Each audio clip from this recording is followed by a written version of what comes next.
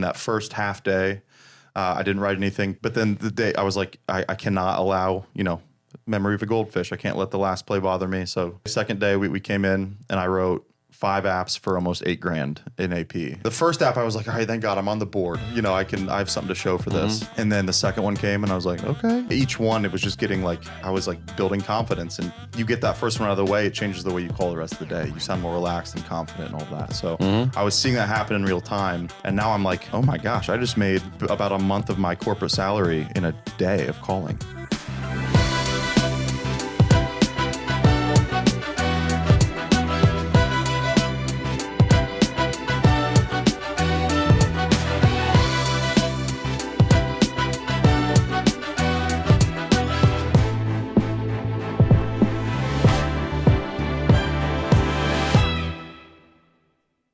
Hey everybody, we got a special guest in studio today, brand new agent, been in the business for less than a year and has already issue paid $170,000 this year and has never done life insurance sales before until actually wrote his first application in September of 24. And between September and December of 24, only wrote 4 applications and then somehow had the guts, to actually quit his job and go full-time in January. And he's here to talk about it, Mr. Clark Stanley from Cincinnati, Ohio. Welcome to the podcast, Clark. Thank you for having me. I listen every morning. You listen every morning? Podcast. Yeah? Yeah. It's like bacon, eggs, and the podcast. And the Life Insurance Academy. Yeah. Now, do you listen or do you watch? I listen. I get ready. When I'm getting ready in the morning, I always have it on. Are you Spotify? Are you Apple? Or you play YouTube and listen and turn us over so you can't see Chris's face? Yeah, I mean, I don't want to see Chris, obviously. But no, I'm a Spotify guy. You're a Spotify. Yep. So you don't care what we're doing in here. So when Chris says, so when you look here, you don't know what he's saying. No, and I'm always trying to say, you're one of those guys. Yep.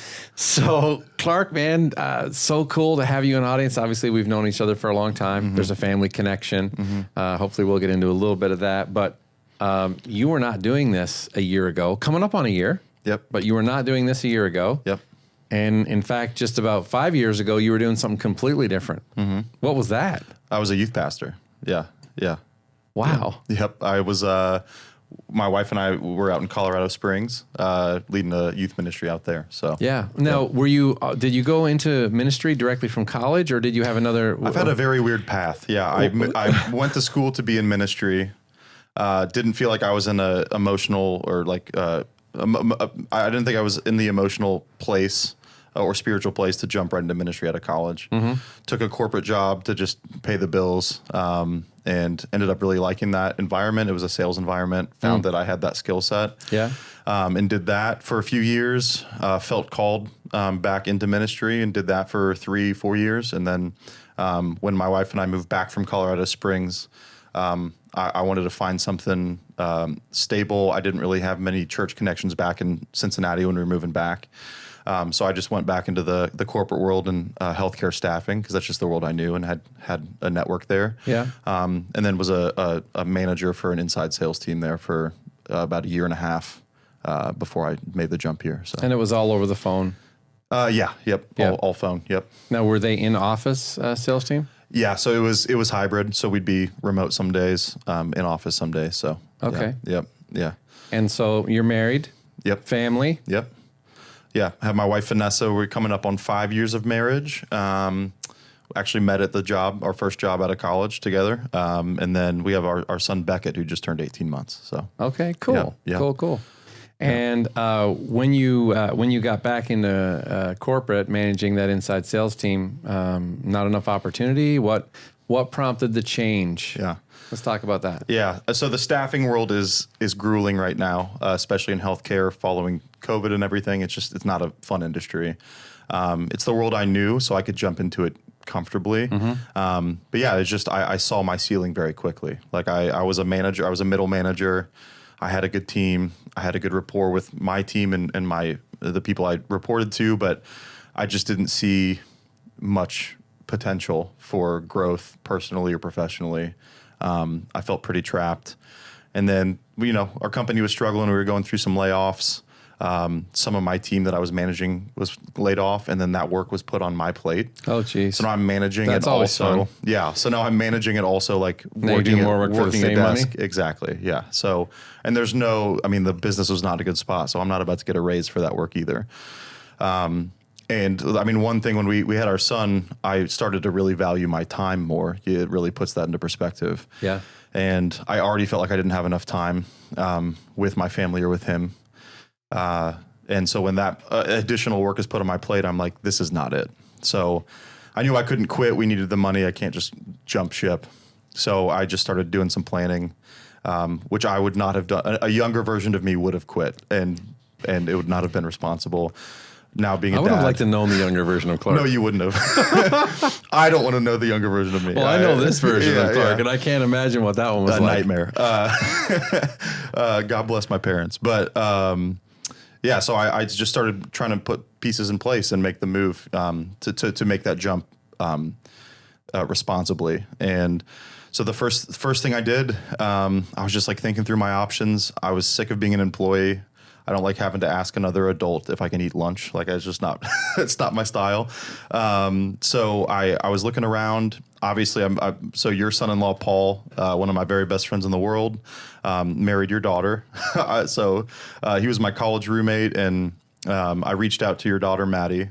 They're very good friends of ours. And I was like, man, I always see your dad and your mom. They're in Spain smoking cigars and in Italy eating pasta and all this stuff. And I'm like, what are they about? I know wanna Rosemary loves those cigars.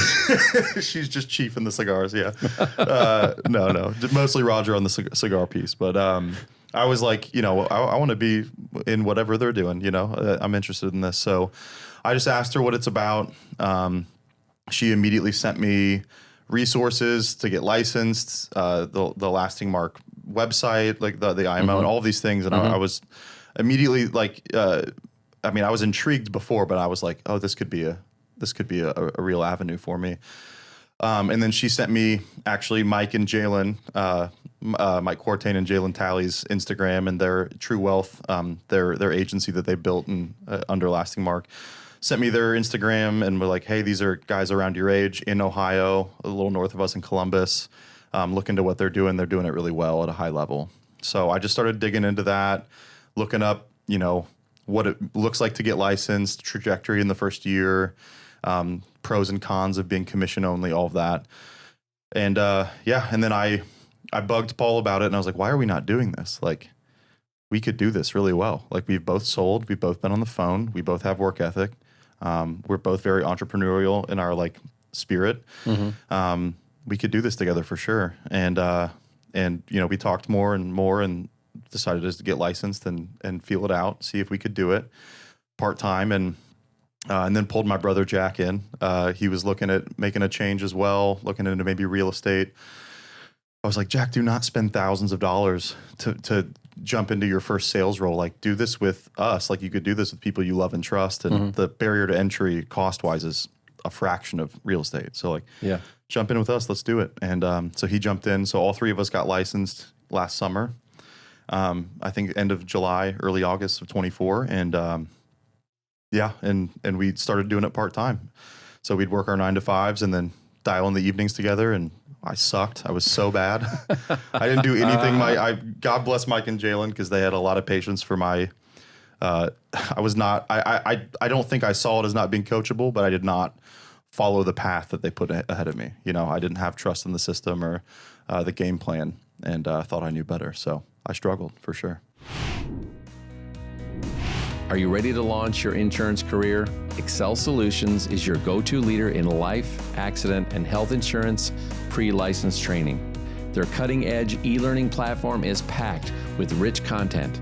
Think interactive assessments, engaging videos, and customized learning paths, all tailored to your learning style. Being students ourselves, we've trusted Excel now for years to deliver top-notch training, offering high pass rates. Their streamlined prep review courses and the exam simulator are really your secret weapons to nailing the state exam the very first time. Now, you thought it couldn't get any better. Well, it just did. Life Insurance Academy listeners, you receive an epic 50% discount reducing the regular course fee from $199 to only $99. So, all you have to do is use partner code LIA at liapodcast.org/Excel. Now, Excel spells XCEL. So don't think about it any longer. Dive headfirst into your insurance career with Excel Solutions' premier pre-licensed training with that exclusive 50% discount just for you. Get the code, get licensed, and excel in your insurance career.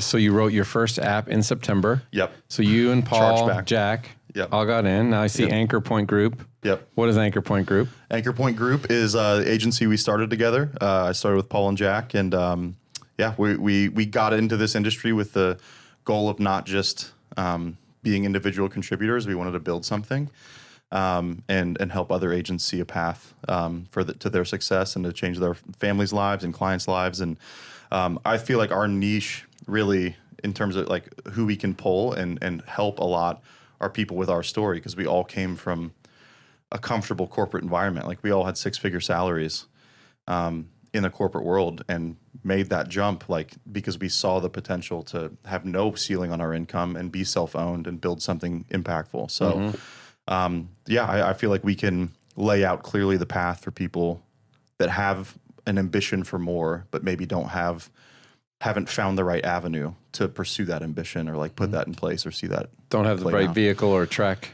to follow, or plan to follow. Yeah. So Anchor Point probably came, I know it was from the impetus, you were getting things rolling, but you guys were killing it in sales from September to December, that first 4 months, right? No. No. So bad. Did you hear that? Did you hear that? I just want you to listen for a second. I was so bad. Listen to the awkward silence of that statement. How bad were you? So very bad. So bad. He was so bad. If you're starting and you've been in the business for 5 or 6 months and you're struggling, other people have felt the same way. Other people have been in the same place. 100%. This is one of them. Yes. Clark is one of them. 100%. So September to December 20 last year, how much production did you actually do total? I wrote 4 apps, and I think 3 of those 4 were charged back. Yeah. You Terrible. wrote 4 applications. Yes.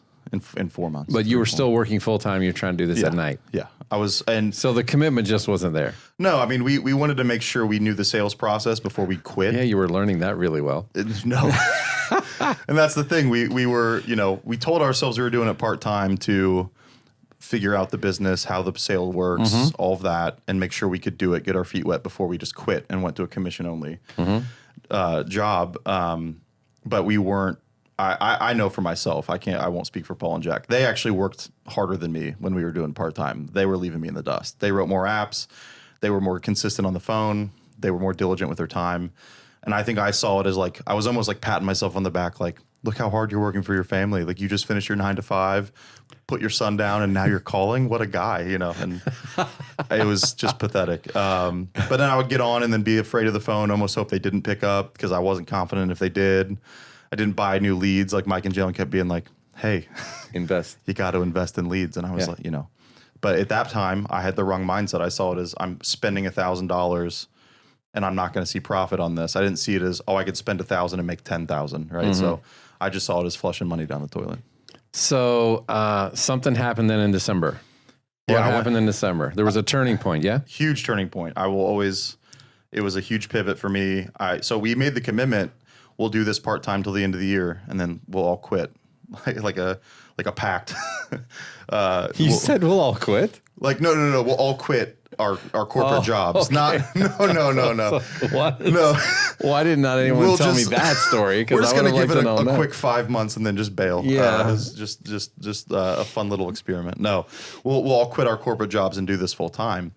And it's December and I'm like, man, I suck. Like I'm not ready to do this. If I quit and I'm at this stage, my family's going to struggle. I was like, something needs to change. I need to I got to get on the horse here. And I went to a LIA boot camp. Telesales boot camp. Terrified because I'm like, Roger's going to Was it here? It was in Louisville. We hosted it here? Yeah, you guys hosted it here. Yeah. Drove down from Cincy's about an hour and a half, terrified. I'm trying to. We've done so many between now and then, I don't remember exactly where that first one was that you attended, because you've been at a bunch of them now. I've been at like 6 or 7 now. Yeah, it's crazy. Let's go back to that first one though. But yeah, I'm going to be in the room with Chris and Zach and Roger, and they're going to hear what I know to be true is that I'm terrible. So they're gonna hear it and be like, well, I don't even know if this guy, like Clark, go back to something else, go back to youth pastoring. But I was like studying the night before, trying to get my script down, which I should have had down months ago, but I didn't. And but bought my first real batch of leads, was ready to go. Tried to make sure my carriers are ready, and I was like, all right, well, I've been in a dial center before. I've been in the sales bullpen. I know this environment. I'm just going to work my butt off. I have nothing to lose. And that first half day, I didn't write anything. Paul wrote an app, and I'm like, here it goes. I'm going to get left in the dust. And but then the day I was like, I cannot allow, memory of a goldfish. I can't let the last play bother me. So first full day, second day, we came in, and I wrote 5 apps for almost $8,000 in AP. I think it's 7,800. Were you shocking yourself? I was blown away. The first app, I was like, all right, thank God I'm on the board. I have something to show for this. And then the second one came, and I was like, okay, and then I had a husband and wife, and those were big policies. And so yeah, each one, it was just getting like, I was like building confidence. And, we both know now, you get that first one out of the way, it changes the way you call the rest of the day. You sound more relaxed and confident and all of that. So I was seeing that happen in real time. And now I'm like, oh my gosh, I just made about a month of my corporate salary in a day of calling. I was like, what if I did this? Because that's what I wanted to see. I've been doing this at night. What if I put 40 hours a week into this? Could I do it? Yeah. And that was my first little like inkling of like, oh, you can do this. And but then day 3 came in, no apps, right? Humbling.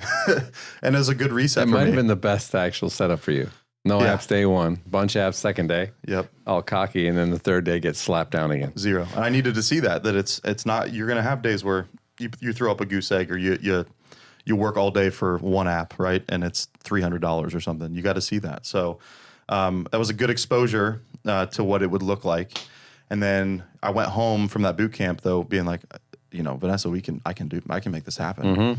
And I still had leads I hadn't gotten a hold of that I bought for the boot camp, and was like, well, I'm going to call them. And I told you off mic here, like the skill set I left that with, like the skills you instilled in us, and like the principles of the process and all of that changed the way I sold. Absolutely.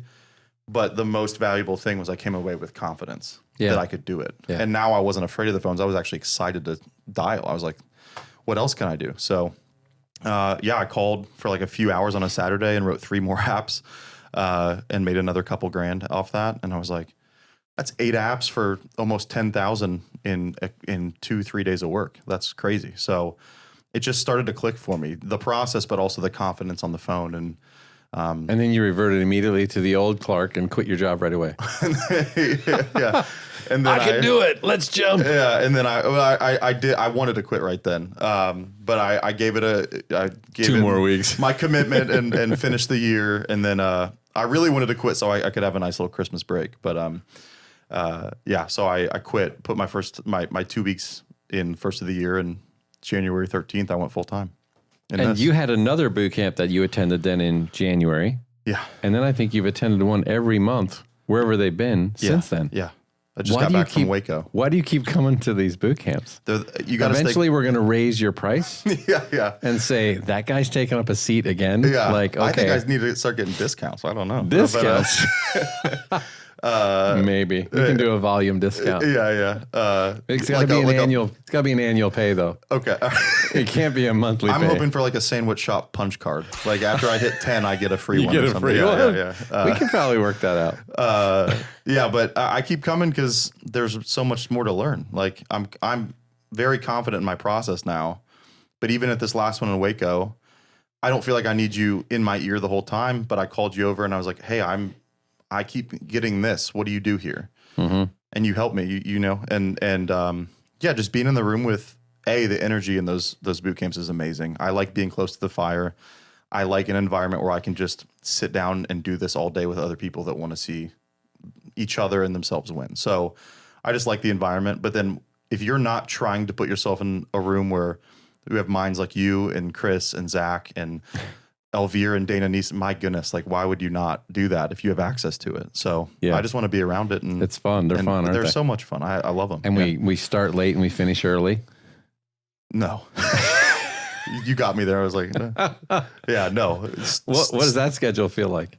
I like it. This is going to sound really bad. I actually told my wife, I was like, don't take this the wrong way, but I love not having to come upstairs and like help with dinner. Like I love those boot camps because I can actually like get a flow and just stay in that flow. You know what I mean? And when you're at home in a home office, it's like, you hear the dog barking, you know, something takes you out. Yeah. Hey, can you come up and watch Beckett for a second? Which is fine. That's part of, that's I'm happy. life. That's also the best part about being able to do this is I can see my son in the middle of the day and all that. So, but I do like the boot camps because I can just go and I'm not worried about what's on the stove or anything like that.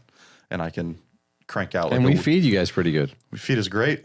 We had a lot of Texas barbecue last week. I'm still paying for it, I think. What was that sauce that got you? What was that called? Sissy sauce. It was called sissy sauce. Yeah. It was the mild. No, it was not. Yeah, it's the mild one. Oh, I feel pathetic now. Sissy means... I know what sissy means, but I thought if they made it, okay. Well, I'm very embarrassed then that got the best of me. Well, let's give them some numbers. In January, I think you gave me some numbers. You want to run through those numbers, January, February, March, and what you did and submit? In submitted business. So we're going to talk about submit, and then we'll talk about issue paid, because those are two numbers that are not always the same, and there's a reason. They're not, yeah. And that's what I'm working on, January, so first day full-time was the 13th of January. So from the 13th to the end of the month, I wrote 23,000, submitted 22,000. Month 2, I was like, okay, well, you did 23 and a half a month. Can you replicate that? Like, this is your first full-time month. So in February, I did 45,000. In March, I did 56,000. And then in April, I did 67,000. 67,000 in a month. Yeah. And literally your fourth month full time. Yeah. And then last month was traveling a lot. All I hear is excuses. Yeah. Traveling a lot. You said that before you gave us the number. I know, it's a self-handicapping statement. No, last month I did 43. Only 43. Not that I'm not proud of that, but I wanted to. The way my mind works is like, all right, you hit 67, hit 75, Oh, yeah, I know. So, you were increasing by like 10,000 almost a month there. Yeah, so I wanted to keep that trajectory, and then... That's a little hard to maintain. Life happens, so, yeah. But I mean, you're on a pretty good pace. I'm okay with it, yeah. And I think you've issue paid in the first 4 months. 170-some thousand. 170,000 in production in the first 4 months. So... needless to say, you're on a good trajectory. Yeah, that's more than I got paid in my corporate salary for the year. For the entire year? In 4 months, yeah. And you did it in 4 months? Yep. What effects does this have on your outlook with your family, your career, your trajectory, what you thought was going to be, what it is now with Vanessa, with Beckett? What is it? What happened? Has there been any changes? Huge change. Yeah. I mean, I got into this because I wanted, like I said, my time back. But I wanted more for my family and for my son. That's my main driver. That's you tell people, find your why. I had a very clear and big why, so that helped drive me quite a bit. But the goal was to retire Vanessa or allow her to be a stay-at-home mom, because that's what we both wanted for Beckett by the end of 25. I remember Mike and Jalen actually shooting me a text after the fall meet when I had written nothing and was terrible. They were like, "We're going to retire your wife by the end of next year," and I was like, I mean, that's very nice, and it was edifying, but I did not know if I believed it. So the goal was to retire by the end of this year, and she put in her 2 weeks in April, so did it in about two and a half months. So what clicked? What happened? Something happened. Yeah. I mean, that's a massive shift from I sucked to I'm quitting my job, I'm going full time, and writing 40,000 plus a month every month after. Yeah. What clicked for you? Because new agents need to know this. Yeah. I had we have a great script. I have great upline. Mike and Jalen are incredible. Like their patience with me, but they're like leadership, their character, their coaching. Cannot say enough good things about them. So I'm very lucky to have access to someone like them, people like them, and then also people like yourself and Chris and other leaders in the organization.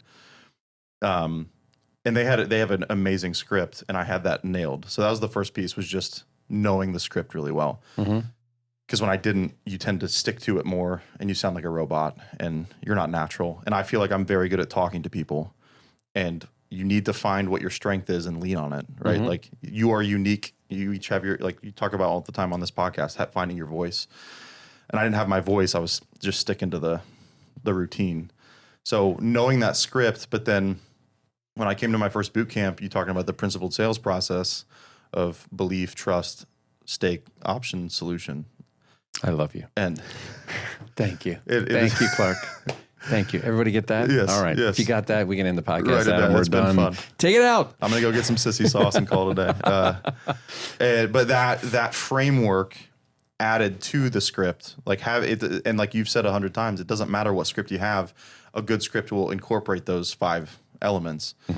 And thankfully, they have a very good script, and it does incorporate those things. But it helped me go off and be myself a little bit on the phone, because I didn't feel like, oh my gosh, I forgot to say this thing that's written here. I was like, okay, I know I'm in the stakes, right? And I know the goal of the stakes is to find the why, find the name. The stakes have a name, get into the emotion and the empathy there, and then that's where the sale's more or less made. So having that framework, I started being able to shoot from the hip a little bit more, if you will. I know you felt like you were shooting from the hip, but you weren't really. No, I was, but it felt like that. It felt freeing. It was very freeing, yes. Right. I was freed now from the robotic nature of just reading down a script, even if I knew it well, trying to remember what was next in the script. And so that was that unlocked a ton for me. And then I'm a way more cerebral, philosophical, conceptual person than I am a numbers. I'm not a spreadsheet guy. Your son-in-law can attest to that. He probably wants to strangle me a lot. Paul, yeah, Paul. But hey, Paul, that one's for you. Shout out. I'm sorry to Paul and my wife. You don't have to apologize. We all have our strengths. We do. Yeah. But like the philosophy behind it allowed me to, it opened something in me where I was like, oh, like it just started to slowly flow, and now I'm like, I can establish belief and trust and do that. I can do that by being myself and sharing my heart with a client. I can get into the stakes, and I know that is where the sale is made, and you can hear it in their voice, like if they're even ready to see a number in the stakes. And that really clicked for me. And I really tried to, I still do this sometimes, where I will find that I maybe didn't hit the stakes hard enough, and I'll get to the point where I've done the medical questions, and now it's the natural conclusion is we're going to go into options. We don't say quotes, right? No quotes given. No quotes given. You can tell who I learned from. But I will get to that point where I'm like, the next thing I should do is give them the options. I almost said quotes. You saw it. And I will literally circle back, because I'm like, if I give it to them, I'm handing my power over right now. Yeah, you give away your power. All the leverage you have on the call are those options, those numbers, and that's all they want. And I'm like, they're not ready. So I'll literally go, real quick, Miss Denise, you mentioned something about your daughter. I wanted to dig on that more. And I'll literally revisit the stakes. And that's kind of nice because it's the freshest thing in their mind before I get into the option. But I really have to make sure I've drilled home the emotional decision here, or the emotion behind the logical decision, right? So, yeah, and that was the main thing that clicked for me, was the stake piece. It's not a transaction; it's an emotional decision. Why do you like this business? So many reasons. I like to talk, as anybody who knows me would probably attest to. I like to talk and get to know people. I think that's a gift of mine. Is I can get to know people and make them feel comfortable quickly. And if you can do that, you can be pretty effective at this job. So I feel uniquely gifted for what this job requires. I love the community that we have with True Wealth and Lasting Mark as a whole. I've been in ministry cultures, I've been in corporate cultures. I've never seen a culture like this ever. In terms of, I mean, and then that's a testament to the leadership at Lasting Mark and True Wealth, because it trickles down like that. It comes from the top. So, yeah, I love the community I get to do it in. I love the nature of the work that we're helping families. I love that I can be creative. I'm a creative guy, and I like to kind of fly by the seat of my pants sometimes, and I get to do that. I get to jump on a phone and figure out a way to problem solve and get creative and come out of something that started with 4 objections and ended with a sale. Like I just like the nature of the work. So but all in all, getting to do something I feel very uniquely gifted at, and I feel blessed to be able to say that. A better way to say it is I feel very wired to be good at this job. My natural wiring, I'm blessed that I found this, because a lot of people don't find what they feel like their calling is, and I feel like I found it in this. But getting to do that also in a community of people that want to see you win and celebrate you and also humble you and say, hey, you've said 100 times, like, hey, you're doing great, but you edify me, but you don't inflate my head at all. And you keep me humble, and you remind me of truths that I need to hear too along the way. And that's unique. Like, there's a lot of people in this industry, they're like, I'm going to make you a millionaire. You're doing great. And they just pump them up and pump them up and pump them up. And then they're going nowhere fast. And you know, that can be a train wreck, because you inflate your ego, you get all this money, you get this attention, and before you know it, you ruin your life. So I'm surrounded by the right people to do this. So, aside from what it can do for you, because you're seeing it happen, and you're literally you're 5 months in. Yeah. 5 months. It's crazy. Everybody, 5 months. We're 5 months in. Yeah. So you're seeing it happen, but you haven't really seen the fruit of the business yet, right? The fruit of your labor, right? You haven't really seen it yet. You're starting to see it. I know you're excited about what it can do for you. Yeah. What excites you about Anchor Point and what it can do for others? Because I know that's a big piece of your why. 100%. Yeah. I have seen what it has done for me and my family, and Paul and Jack and their families.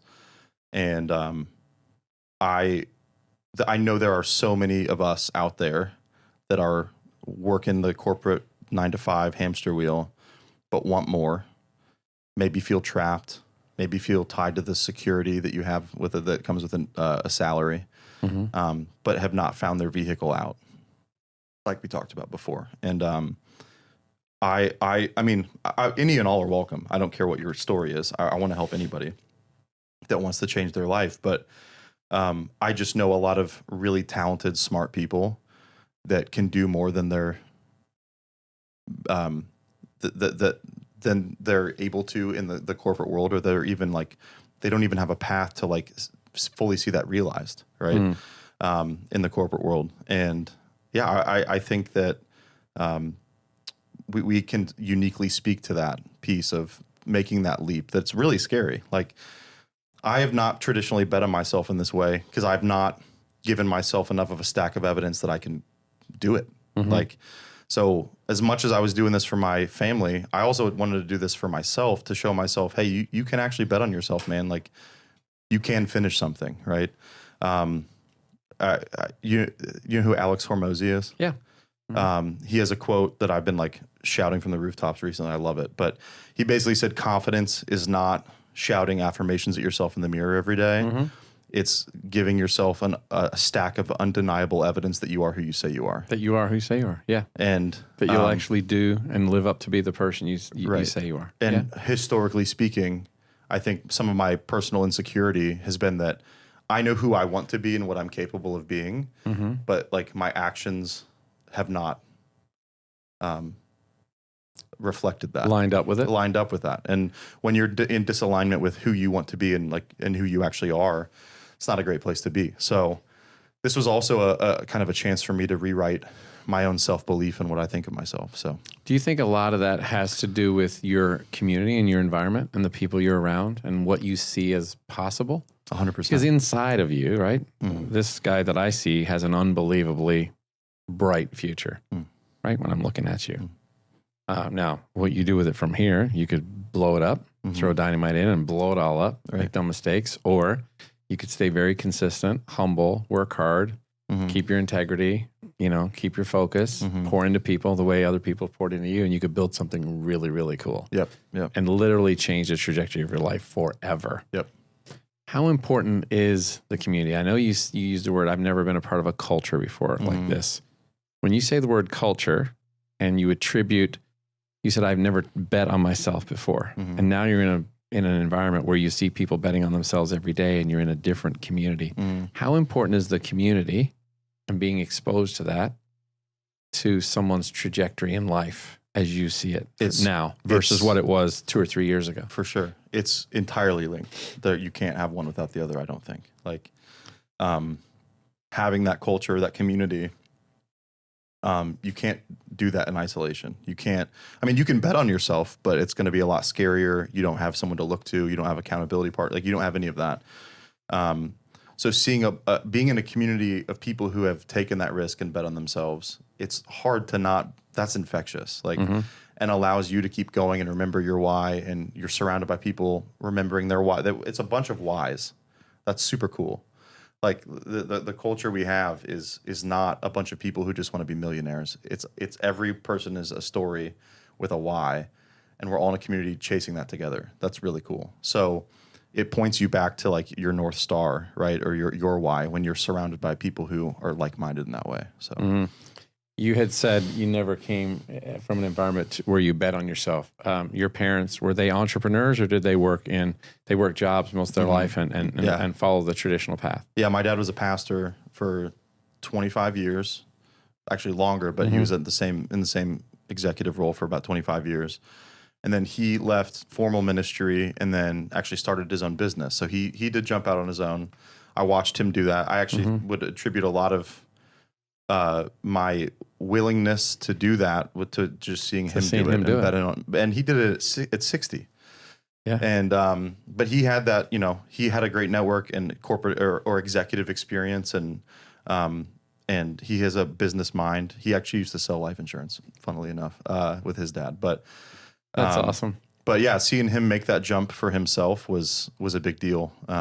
And it definitely gave me the courage and in a lot of ways, seen and unseen, to do that for myself. So. And being in Cincinnati just a few weeks ago at Paul and Maddie's just down the street from your house, I got to see your dad. Yep. Finally met. Yep. And we connected and talked. Yep. He came over and he said he was so proud of you, and so I got a chance to meet the man behind the man right there. Absolutely. You got good pedigree. I absolutely do. I'm blessed. Yeah.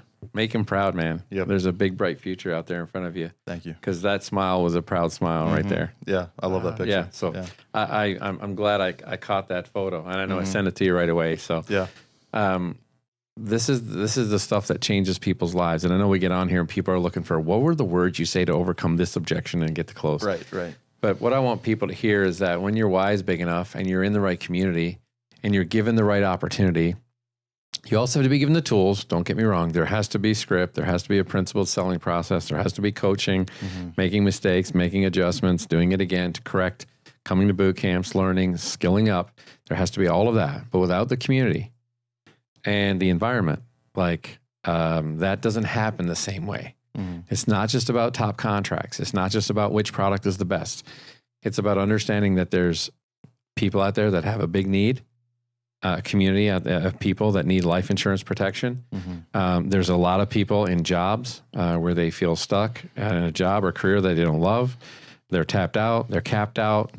Someone moved the cheese, and they're wondering if this is it, and they want to take a shot at themselves. And you took that leap and took a shot on yourselves. And I don't know if you could have imagined that it could have been started and going this well, or this is what it was going to look like. Not at all. Yeah, I was terrified. I'm still shocked. Where you can hop in a car and throw your brother in the car and drive 90 minutes down the highway from Cincinnati to Louisville to be with us today and be on a podcast. Amazing. Yeah. And you were listening to this podcast. Yeah, I listened to it this morning. And now you're on the podcast. Yep. It's very surreal. Can other people do this? 100%. Anybody can do this. Yeah. Would you have said that to him last September? No, not a chance, because I didn't think I could do it. No. But there is a way.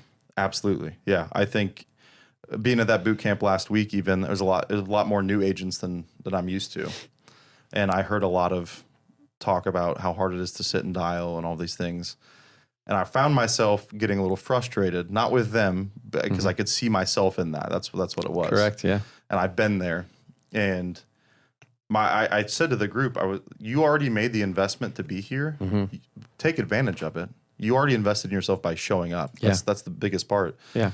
I think anyone who has enough of the gumption or just that nugget in them to invest in themselves, even in just buying a ticket to the boot camp, if you have that, you have what it takes. And I think most people have that. Like, so if you are willing to show up, that's the first part. And I think if you have that, you can be built into and invested in and coached, and then you just show up and put in the work. And that's all it is. But I think what's unique and that I love about this now, I've only been in the industry for 5 months, but I've had some exposure to different corners of the industry now. And I see a lot of get rich quick promises, and that's not what this is, and it shouldn't be that. What Lasting Mark and leadership and Mike and Jalen and all these people, they're not trying to make you money rich. They're trying to make you life rich. And money is what's the word I'm looking for? Byproduct of that. Mm-hmm. And that's nice. It's a nice byproduct. Nobody's going to turn their nose up at money.